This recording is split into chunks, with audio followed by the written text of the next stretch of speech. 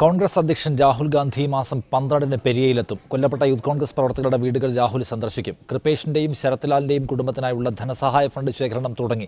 രമേശ് ചെന്നിത്തലയും ഉമ്മൻചാണ്ടിയും P K കുഞ്ഞാലിക്കുട്ടിയും അടക്കമുള്ള UDFന്റെ പ്രമുഖ നേതാക്കളാണ് കാസർഗോഡ് ജില്ലയിലെ എല്ലാ പഞ്ചായത്തുകളിലും നടന്ന ഫണ്ട് സമാഹരണത്തിന് നേതൃത്വം നൽകിയത്. കൃപേഷിന്റെ വീട് നിർമ്മാണവും ഇന്ന് തുടങ്ങി.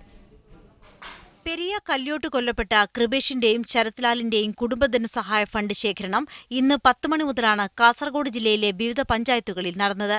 മഞ്ചേശ്വരം മുതൽ ചീമേനി വരെയുള്ള പഞ്ചായത്തുകളിൽ നടന്ന പരിപാടിക്ക് UDFിലെ മുതിർന്ന നേതാക്കൾ നേതൃത്വം നൽകി. കാസർഗോഡ് ടൗണിൽ പ്രതിപക്ഷ നേതാവ് രമേശ് ചെന്നിത്തലയും മുസ്ലിം ലീഗ് നേതാവ് പി കെ കുഞ്ഞാലിക്കുട്ടി MPയും നേതൃത്വം നൽകി. മഞ്ചേശ്വരത്ത് MK മുനീറും കാഞ്ഞങ്ങാട് ഉമ്മൻചാണ്ടിയും നീലേശ്വരത്ത് മുല്ലപ്പള്ളി രാമചന്ദ്രനും നേതൃത്വം നൽകി. ആ കുടുംബം അനാഥമാകില്ല.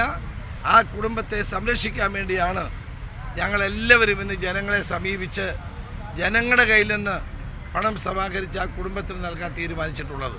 വരും ദിവസങ്ങളിലും CBI അന്വേഷണ ആവശ്യത്തിൽ UDF നടത്തുന്ന വിവിധ പ്രതിഷേധ പരിപാടികൾ ജില്ലയിൽ അരങ്ങേറും. മീഡിയ 1 കാസർഗോഡ്.